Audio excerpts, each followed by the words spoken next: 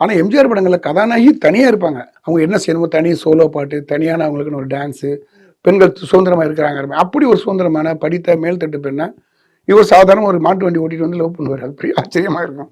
அதெல்லாம் வந்து எப்படி அந்த காலத்துக்கு ஒத்துக்கிட்டாங்கன்னு தெரியாது. ஆனால் வருவார்.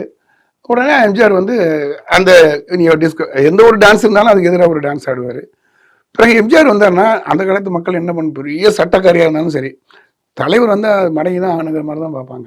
அந்த மாதிரி ஒரு ஒரு ஆளுமைன்னு சொல்றதை விட ஒரு நம்பிக்கையான ஒரு மனிதனாக இருந்தான்னு நினைக்கிறேன்.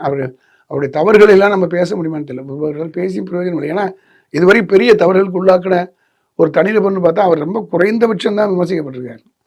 அரசியல் பூர்வமாகவும் சரி, சினிமா நடிகராகவும் சரி. ஆனால் ஏன் அப்படி நான் திருப்பி நினைக்கிறேன் அப்படின்னா, தான் யார், தன்னை அறிந்து தான் என்ன செய்கிறோம், தான் யாரிடம் போய் சேருகிறோம், தன்னை யார் என்ன நம்புகிறார், எதற்காக நம்புகிறார் என்கிற வகையில் எம்ஜிஆர் மிக கால்குலேட்டிவான, மிக சரியான ஒரு நபர்.